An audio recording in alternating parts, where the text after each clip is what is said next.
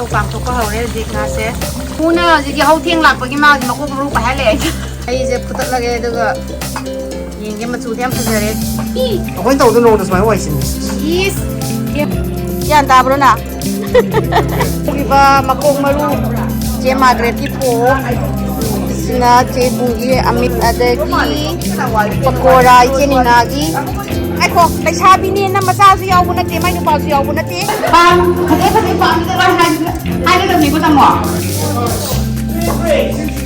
six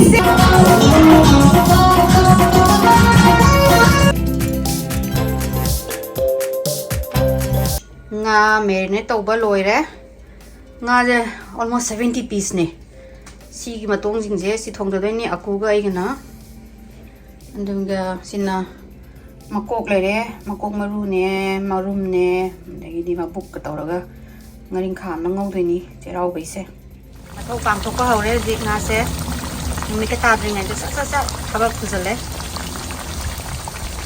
70 mu thok thok re ji loire da le alu loire soiba pai pujari aku ngai nga makok se makok maru di nga makok se na geng rem law ta tho ba sugai ra hap na hawe na amuk taw ri se ai mai gi mabuk nung amuk yaw khini le khamen ne alu tongsa hawai kha ke hap ga amuk thara ke se ti ba me makut chik na bani ku bi chi khai na mi taw gai je aku na ji hau theng lak pa gi ma ji makok maru pa ha le ji ma hi phut to re mai je phutat lage daga yenge ma chu thiam phajare aku si pung kya ngau dui no pung pharam ni chang ani ne pharam chang ni si ta san bo ngau ta ado khabai jina no ne sa ai ji people am so e si nang ni ya na ba la khabai jina to ko ani chang ga kan taw re hai ba ai chi ka no gi na ang gi gom ji ka tau da Mega line na puto ni. Nga da horen na. Nga mai nang na bra sina. Nga mai nang na ba na. Si puti si phayam puto di khau ke ba. Na tang puto ga. Musu di khajare. Hai de. Ya. Hai de ka mi am si ti. Ai pa ma nei hai ba khabai ji. Manipur ba mong i khabai ji. Na ti aku mi mai ga pak ma nei ai jai na. Cái mà nó nga mà cũng làm sao thì đem phạm nguy mà ai vậy? Mình nghe nói tới chuyện gì? Quên tàu rồi. Nhang xuống nhang thùng gì mi? Quên tàu tôi nói được mấy xin gì? Yes. Yang ngô. Nga 75 pung này cái nữa. Nga gì đi? Cái nó mà xin. 75 musuh. Cái nói gì? Họ này. Họ nó bên đây không xem gì cái nói này. Họ này. Thùng bát rồi xíu. Kita lagi khut ni hay yang sao rồi gì? Na aku gi khut ni hay yang sao rồi je. Cái nó cái này liền cái nó mai thùng yi hay yang mai sao ni. Mai barbecue tau đấy à? Hay yang mai ang mai phủ tập lắc gì rồi. Ama pitru sa kasin doi je. Ha soni ba nama se nangbo sai shen upa ka pin angang je loi re masak phasa ba angang je loi re hai ba. Aku na khabai je awana bahubali dona kot na. Masak upa zama. Bahubali. Na pura bahubali ne na tau bi je khabai je da khangbra. Masai de kin na khot ani bu sang bro. Nanang na mari je na pa ido khabai tu na zo. Piba mayam kai kera wara pa. Thank you. Horrible. Awara pa ke nga tau ba leire ko khara yahu theng gare khoi ki kano je piba je ki ri ngai da maki lang ngai da cherau ba ge Nga tau ni plate tau sa ni. Ya tu si ya ha se as maki lang ba thing ni mi kai ke ha po ge awara pa kai ki leire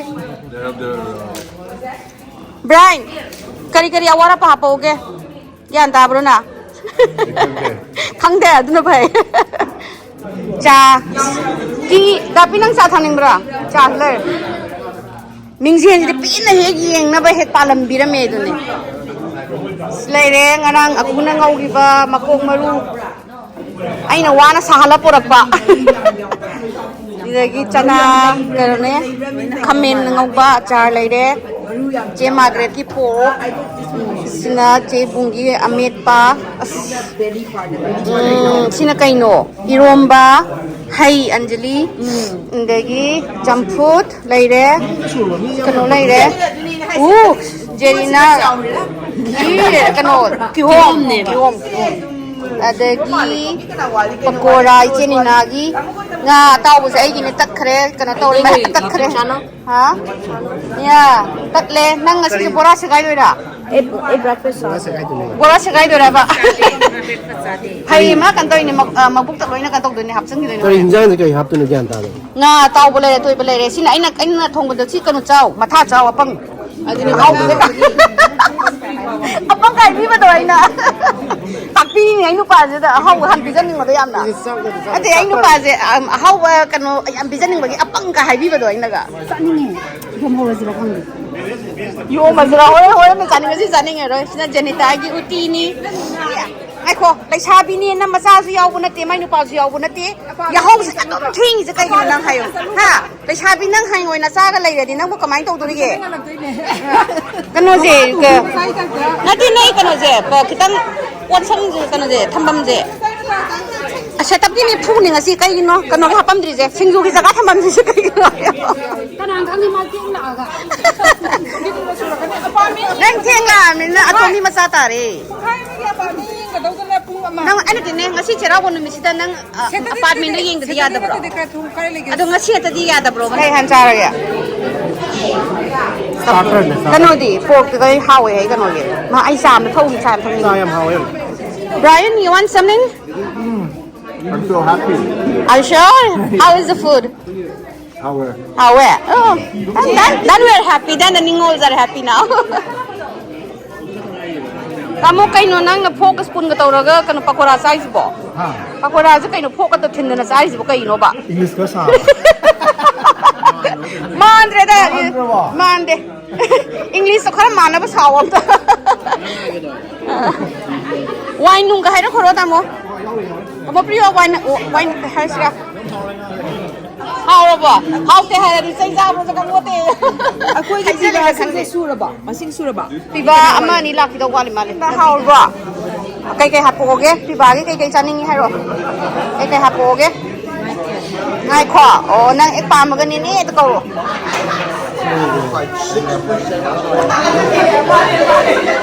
Kai wari no. Ade, ma, saling ni. Ha.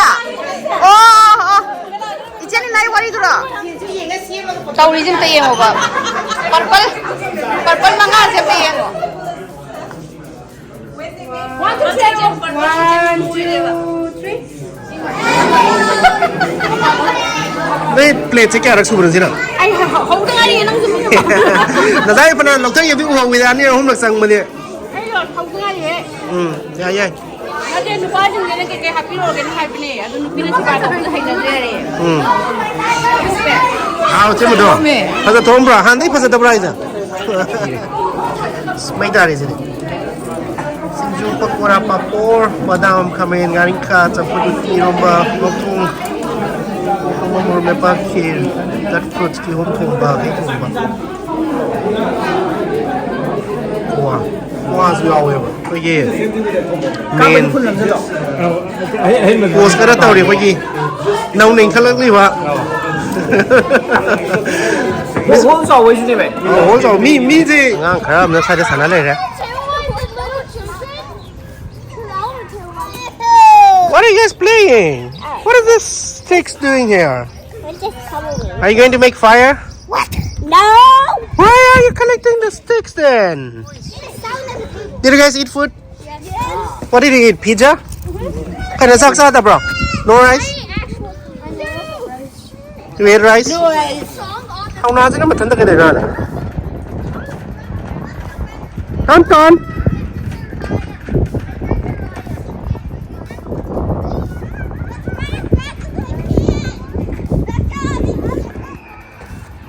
Ada sana bom selain itu.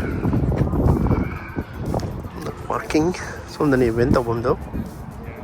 Mathel lai re main course nga ko mas tawre vegetarian jing na tu go taw aduga si mayam na nga sabrim jadi nga sa ka to ba Kay nung tu. nga tui ba chicken biryani tu yaw re me khang de iru ba Biryani yaw ba?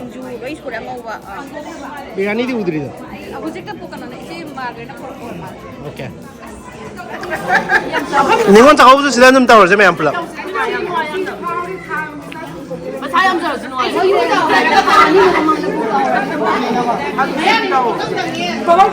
Mayam say karam ni spoon na sari sa kayo kun na namdu siya. Oh. Kusin na hapa chaba yaw ni ko.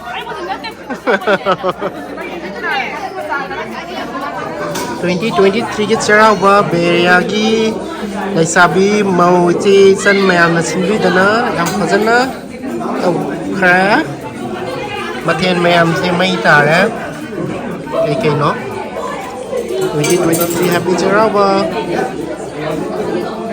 Nupi sing su ready dele biro ang montar ka pise manggol mayam lahong na ba sanayang sino pang dawa matang kisya ako ta Nupagi gudi ba pangdro ba ningo jago pati sanapi na ba ako na hawis ako ang bata Gudi ba patam yo ba lang ba piktak taw resu maguni am laiba kudoni ako na lang ba si ado mayam harang na logiyo matang yung kapugcharagi ato ka bada ningon jing am sidam talakiyo ba ningon jing pibaga ning sabi na ba talakiyo suda bada tamu piros ang talang kapiro tamu na ihan halay na sila kita na tamu sa din naman pam kasi pam hai na ni ko tamu Suresh ang talang kapiro Ethan panga ba Ethan tamu eso hindi kapiro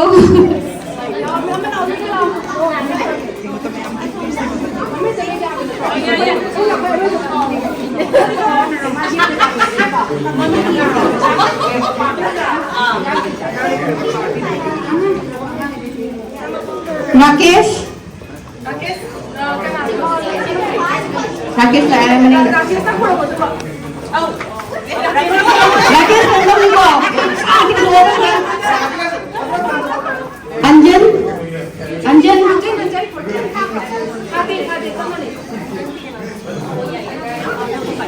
Makut hari lagi Pangnya gift lo bagi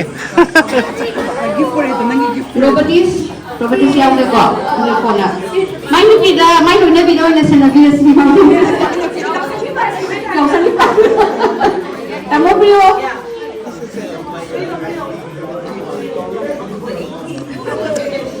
Shirin and Rima ay hero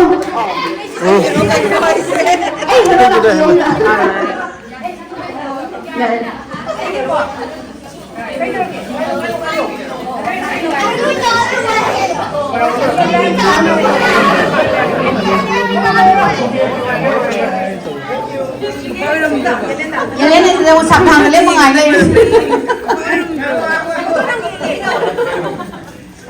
Kogen?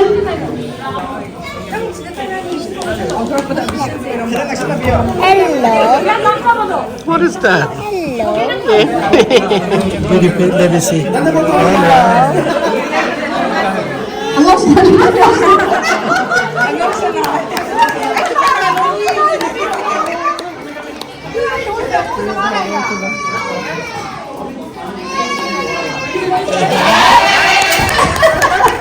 Byron? Yes, please. Byron, dito na sini na. Oh, Sandy, Yeah. please come. Sandy ka. Nana, ikaw na taong nyo. Tadi naman Sandy. Phone ko. Dato ang bagay.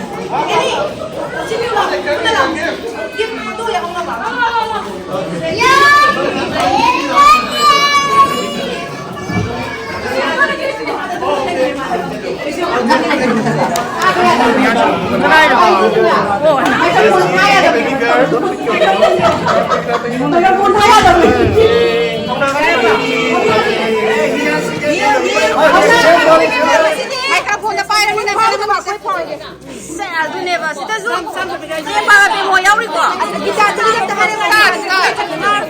First one is start. Haosu price is quick 5 star. First line, second line.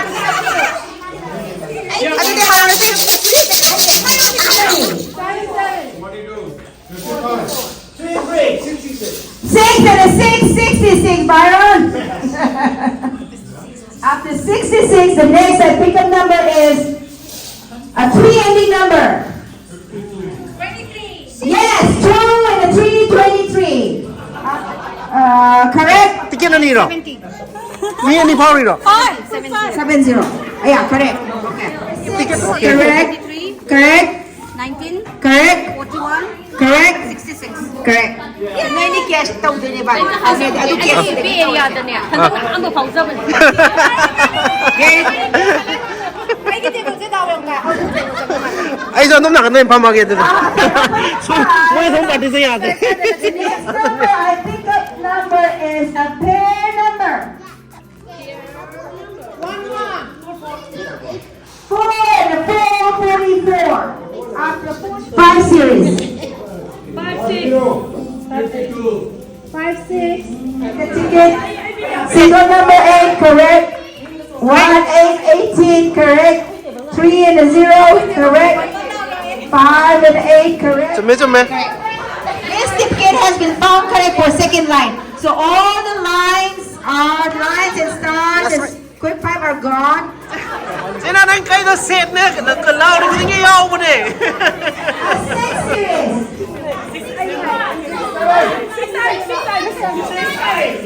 69. 2 number again. 6 and a 1, 69. 8 and a 1, 81.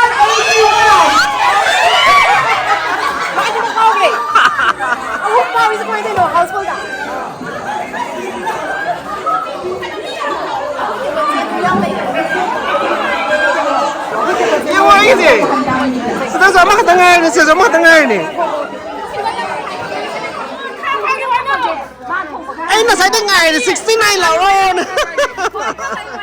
Number apa ketengah ini? Ketengah ini ko. 69 nasa itu lah ron hai. Si second Haosu lah ini mana kerja itu tu? Ini roya, okay. Siapa ni? Okay, the Kayak gini lah habsan itu. correct. Habsan ni sih kayak gini. Okay, okay. 29 miso kenodo puskarin ko may mamin sumikado yaw may 50 yaw na brand bakit ma'am the pasapi ba ka bigan no iche jerina tamo firos iche shirin please please don't forget to turn it on. Okay, now the remaining cash goes to the fund. The remaining cash goes to the Mayam se. Ate langte ka lang yung may jing de. Langte lang yung hai bai na hai pagano kasi may mi kasi pungoy lore ba. Natin sa de manung dalay bagi may kagaga ko da bali.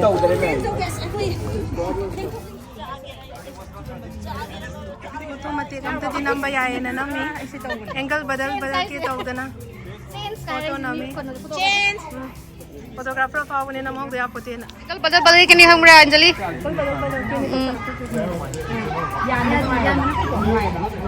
To thara ko gi.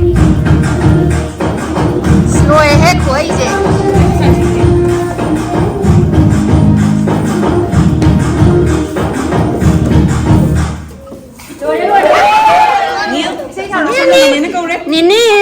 Nil. Turn around. Ni làm tiếng này em tiếng gì kì? Ini em hay.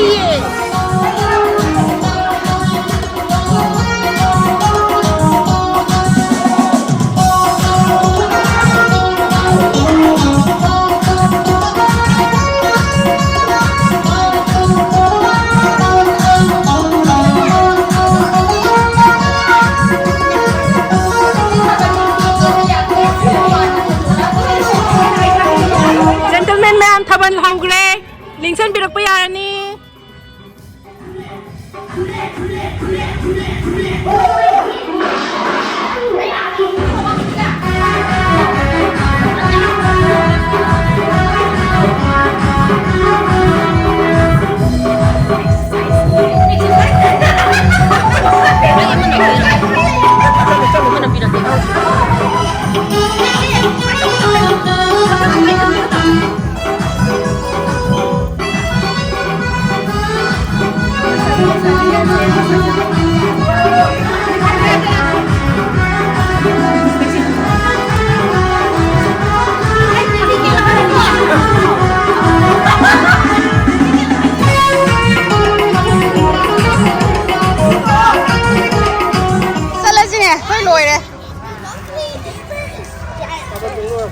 Saban song magiti he yaudre ware ngahak song a me loire Nati nupa mo yaw di ba taban si? ngai tale nupa kan tau jaba to thaina kari thaban meyam phangna ba nupa lak tabagi nupa lak na ne mayap ka katong na on jan na do to to re nil bye bye bye bye hero ne da bye bye to ami ka khapsam biam hai nil le Ni kapsalo ni kitan di ni sin nil sa is ma mi ka khapsali ni